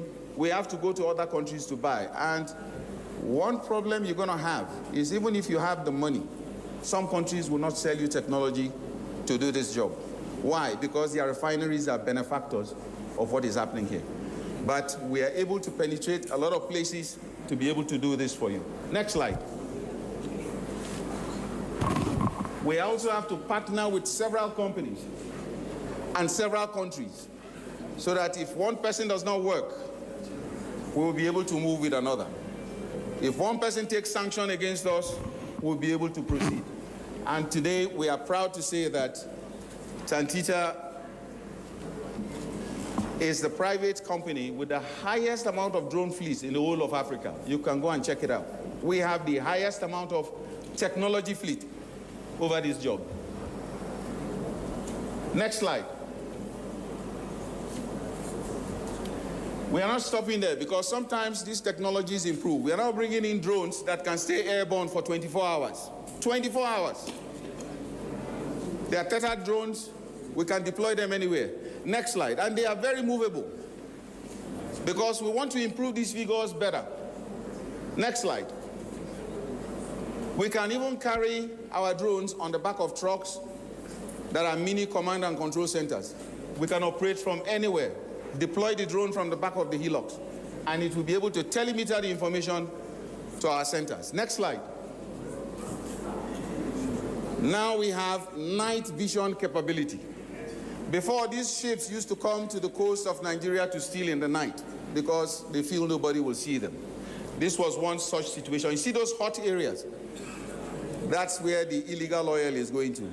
And this particular platform is the Sangana platform south of Bayelsa. In fact, they come to this location because of one thing. The oil that comes out of this platform does not need refining. No need to refine it. It's already refined by nature. You can pump it directly into your cars and you will still have that sock squeeze bang glue. The car will work. So they always come here. So you see, they don't know the drone is overhead. And you see those white dots on top? They are the heads of human beings because the head is usually warmer than any part of the body. So the drone can pick it up. Next slide.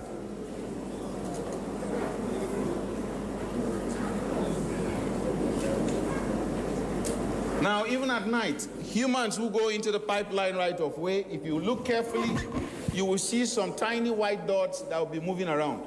They are human beings at night. We can pick them up. We have that capacity to pick them up. Next slide. Now, they moved from smoking their refineries because if they use wood or crude or oil, we're able to see the smoke in the daytime. So what did they do? They now start using gas to heat the illegal refinery so you don't see smoke. So this is one such situation, but then the drone is about to pick it up, or it's got the capacity to pick it up and tell us that there's an illegal refinery going on there. Next slide.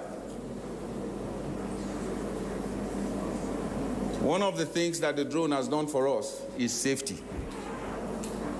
You see this location?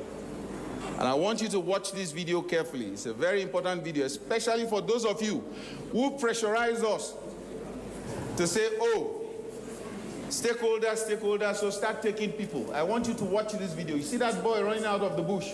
Watch him very well. Watch him. Watch him. That's why we zeroed in on him. Look at his face. Have you seen a guy that makes or puts on makeup before? He went into the bush to wear makeup. He was one of those persons who were pressurized to take from community. We were paying him, and he was still stealing oil. So when he saw us coming with the drone, he ran into the bush to rub powder on his face so we wouldn't identify him. There you go. Next slide. And they are not just running away. Watch this one. You know what's in his hands? A rifle. He's now ready to fire at us. And not only is he ready to fire, they're all in different locations. Next slide.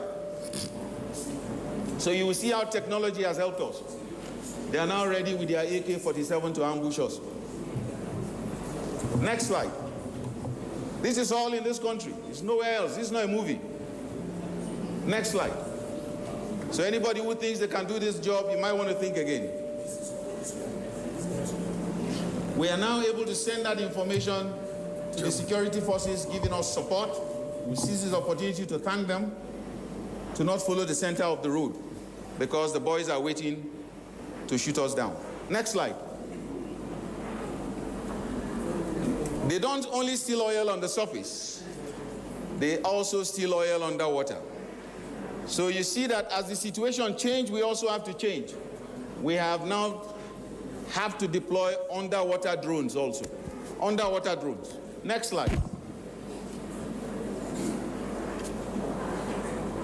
This is one of the testing facilities where we test our underwater drones. Next slide. These drones can work in lakes, work in rivers, work in seas, and make no mistakes. They cost millions of dollars.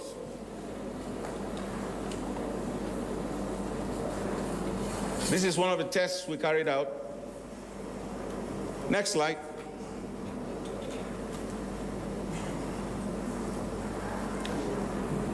Now, far more often than not, people accuse our operatives of so many things. And we say, okay, you know what we're going to do? We're going to now start putting body cameras on our staff and the patrol.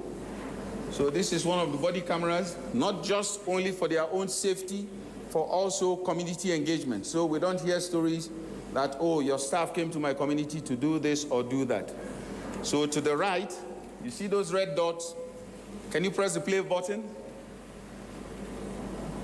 We are now able to see our men on ground move. And even the trajectory is all drawn on the map.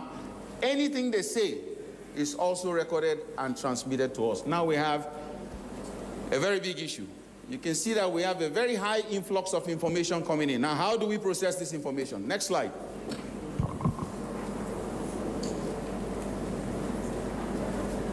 We have two modern control or command and control centers, which we have completed. This is the first one, which is operative. Next one is even more sophisticated. Please, next slide. And here we can process all the information that is coming in. Process and then make decisions. Next slide. Now let's look at the oil figures now. Keep hitting. Now you see that never at a time in this contract we ever came down. We are only going up. We're only going up. You will appreciate it better in the next slide. Watch where we're coming from. See that? And we're going up. Next slide. We have lost men. Gallant officers. After so much training and so much dedication, all because people want this crude oil for free.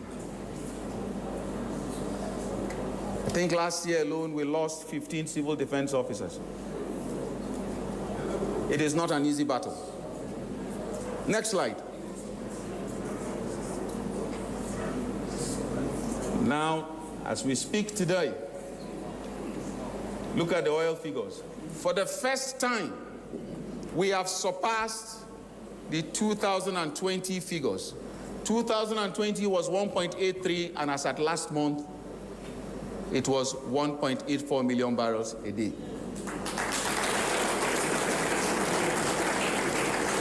Please press the play button.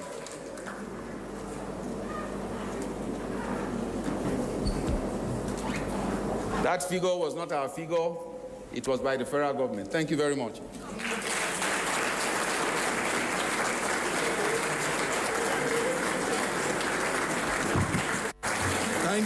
Thank you. Distinguished, we don't clap in Parliament.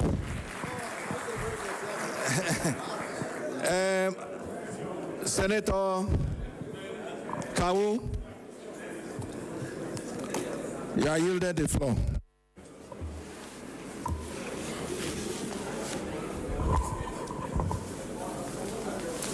The representative of the leadership of the National Assembly, President of the Senate and Speaker, House of Representatives, my colleagues, Chairman of the petroleum-related committees, our distinguished members of the National Assembly, our invited guests, more especially from agencies related to petroleum and security agencies who are participating in this milestone achievement, other distinguished invited guests, gentlemen of the press, ladies and gentlemen, very good afternoon.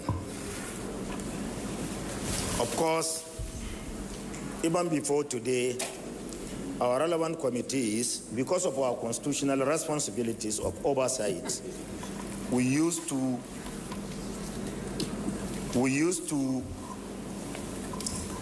contact some of the agencies and some of the companies through the agencies to hear what they are doing for Nigeria. And now, seeing is believed, from the presentation of the security agencies, more especially the service chiefs, the NNPC, and of course, under the able leadership of the GCEO, and the company who is handling this very important assignment, Tatita Security Services Limited, on behalf of the leadership, membership of the National Assembly, having satisfied and convinced with the presentation and what you are doing collectively to sustain the effort in securing Nigerian energy's pipeline, the very lifeline of our national economic survival. The evidence before this committee, joint committees, demonstrated that the engagement of dedicated surveillance provided crude oil production had fallen to catastrophically low level as a result of rampant theft and pipeline vandalism.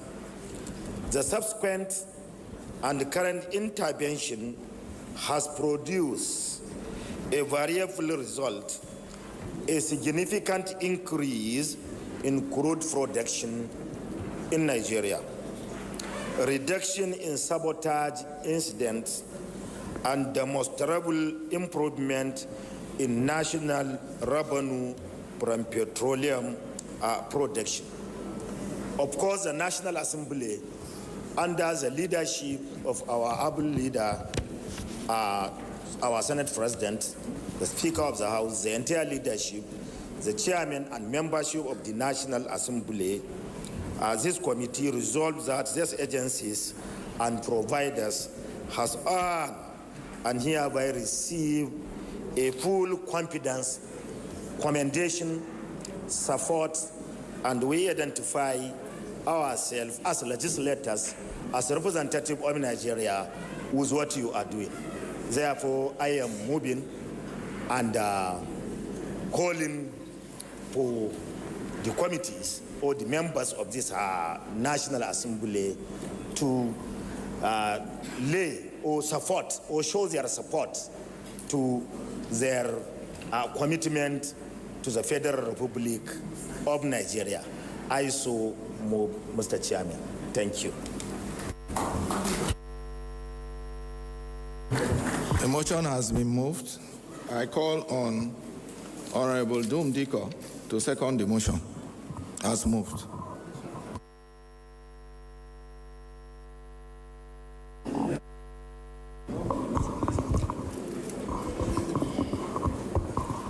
The representative of the Senate President, representative of the Right Honorable the Speaker, my dear colleagues, co-chairmen, permit me to be on my feet. I ought to be sitting down. It is important that we gather here today. My name is Right Honorable Dumnamene Deko. I represent the good people of Gokana Federal Constituency. I'm an Ogoni man from Rivers State and chairman of the House Committee on Host Communities. I rise most respectfully to second the motion. But having seen all the presentations and all the discussions we've had here today, it is clear, it is evident that there is an increase in our production and that there is a reduction in oil theft and that our pipelines are becoming safer, which by the grace of God also means that the level of degradation in the host communities have reduced. On that note, I beg to second this motion, and I so second. The motion has been moved and seconded. Those in favor say aye. Aye. Those against say nay. The ayes have it. Kau, you wanted to say something? You wanted to introduce yourself? Yes. Maybe just for apology, I came late because of the other national engagement. My name is Suleiman Abrahaman Kau Sumaila. I am representing Kano South Senatorial District by the grace of the Senate and the Almighty Allah Subhanahu wa Ta'ala. I am the chairman, Senate Committee on Downstream. Thank you.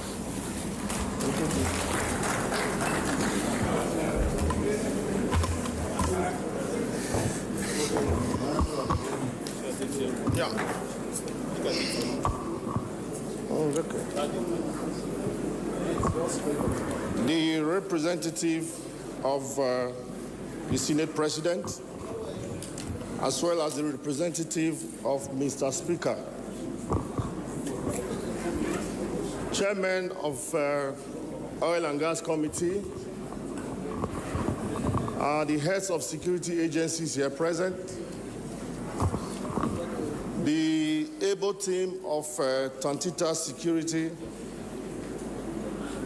led by Chief Kenstin Pondi, members of the committee, of the joint committee.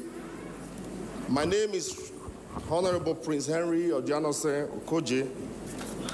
I represent the good people of Eastern, Northeast, and Southeast Federal Constituency. I'm from Edo State, and I am the Chairman House Committee on Petroleum Resources Ministry, the very committee that oversees the pipeline infrastructure. I listened carefully to the presentation ably made by the representative of Tantita, and I would say that Tantita has recorded a lot of success.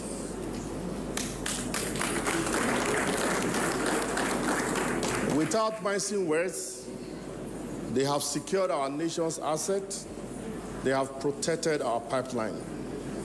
And I say because of them, the oil revenue has increased from the level it was before. So we should give them a hand of applause, please. On that note, as a joint committee, I hereby move that this joint committee pass a vote of absolute confidence on Tantita and the NNPCL.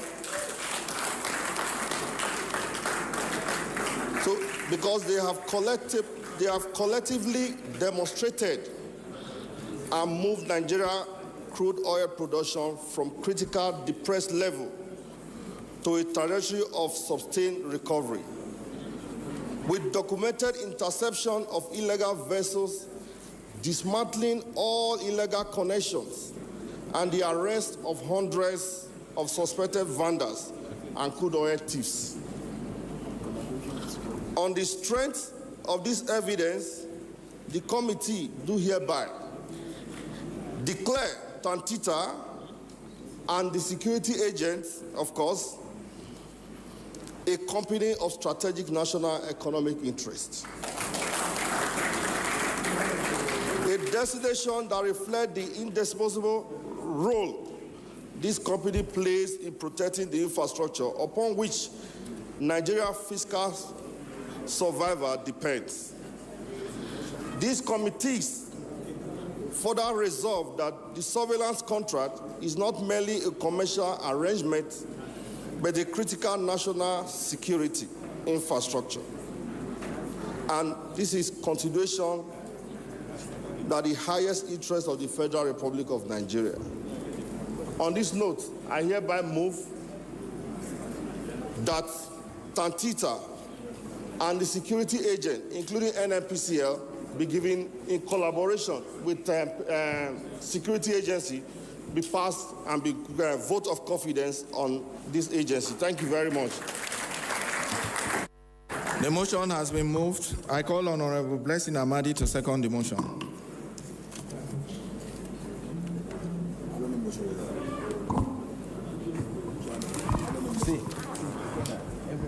I will. Yeah, good afternoon. What is the next thing? I hereby stand on the existing protocol. My name is Blessing Chigoramadi, representing the good people of Port Harcourt Federal Constituency to River State. I want to second the motion, but with an amendment that the existing company is doing very well, but I'm from River State. They should also partner with the Rivers people so that they can be part of this success. Thank you very much. So second. The motion has been moved and seconded as initially raised. Those in favor say aye. Those against say nay. The ayes have it. I call on the chairman, Petroleum Downstream. Please, one house, one house. I call on the chairman, Petroleum Downstream, to speak on the purported petitions. With this, I yield the floor to you. Reps. Thank you. Thank you, Joint Chair. Before you rule, I will just run them at once, so you can rule at once. One, the Joint Committee knows that a petition will receive from Niger Delta Stakeholders Consultative Forum titled Emergency Demand for Dismantling of the Surveillance Contract Monopoly and State-by-State Decentralization. The petitioners were duly invited on multiple occasions to appear before the Joint Committee to defend and substantiate the allegation contained in their petition.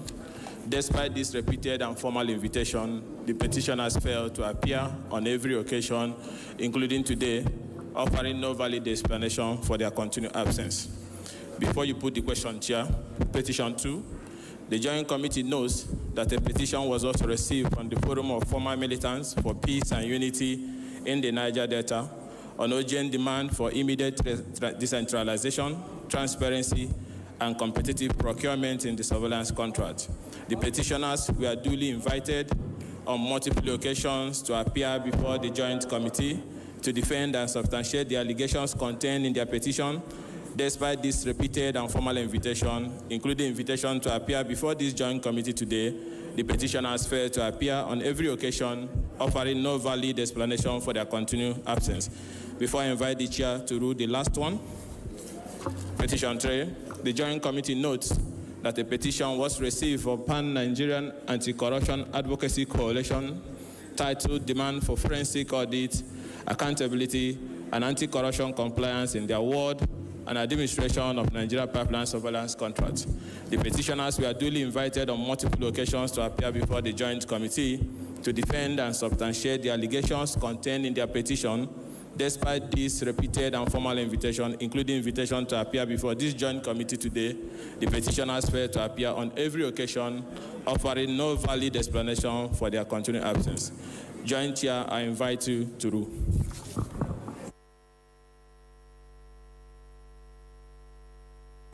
Honorable Ikenga, you have to move a motion in line with your petition. No, I invite you to put it to question that we dismiss and then you rule. So, if it is a motion, it's not a motion. Is the proceedings. I will call Honorable Mutu to second the motion as moved by Honorable Ikenga. Okay.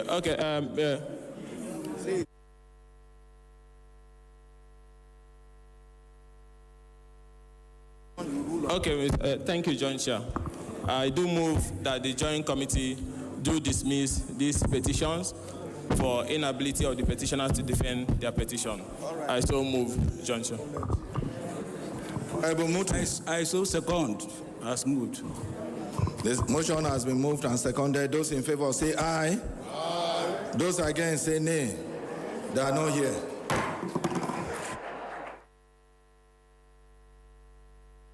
In line with the presentations here, I want to thank all our service chiefs who made it here, the MD of Tantita.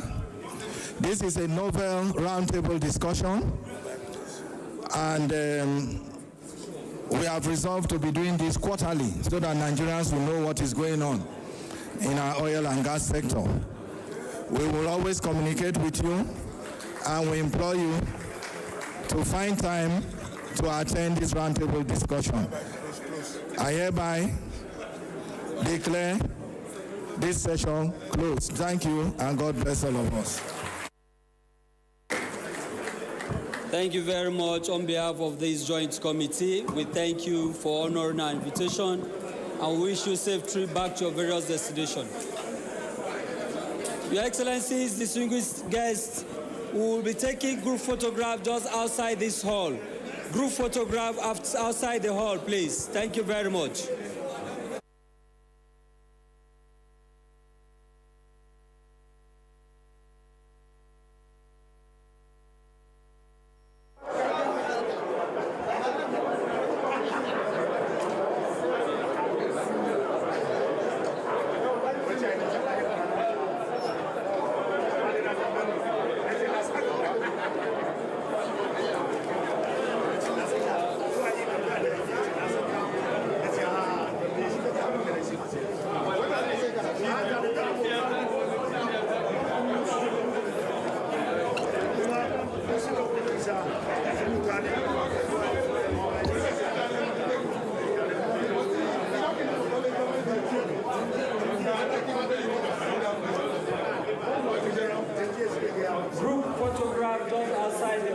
wins. Thank you.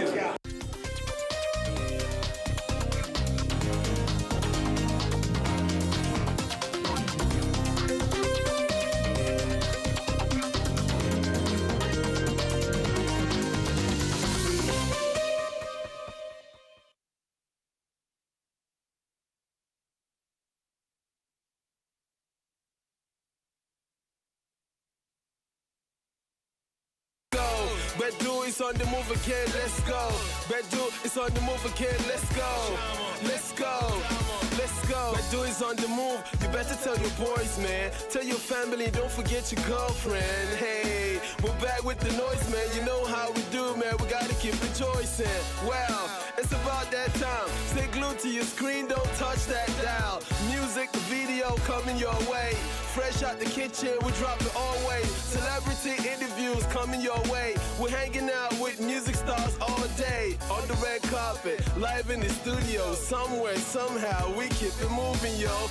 You know, say we get nice videos, hot tracks, sweet melodies like Nimi Do. Bedu is on the move again, let's go. Bedu is on the move again, let's go. All right, this is where we get to wrap up the show. I hope you enjoyed yourself. I definitely had a swell time. And of course, this is me saying thank you for being a part of the show, allowing us to be a part of your life, and of course, being a part of ours. All right, till we come away same time next week when we get to bring to you another fantastic edition of Bedu on the Move. My name remains unchanged. I am Olarinwa Jowosheni, and you can call me the radio boss. All right, feel free to interact with us on social media platforms pasted on your screen. You could also text or WhatsApp the number that is on your screen. Let us know your name, where you are texting from, where you are watching from, and what you love to see on your screen. As regards your contributions and your suggestions, you can also forward us a mail, beduonthemove@gmail.com. beduonthemove@gmail.com. Today we are in Lagos. Tomorrow, who knows where next? We could be in your city. As long as you invite us, as long as we have a reason to be there, we are definitely going to be there. Feel free to also connect with me on Instagram, and that is at TheRadioBoss, TheRadioBoss. Remember to stay safe, be good, patronize Nigerian goods and services. That is the only way we can help our economy to grow. Remember to also put a smile on someone's face today, all right? You could actually be saving someone's life. Till I come your way, same time next week, be good. Mwah. I love you.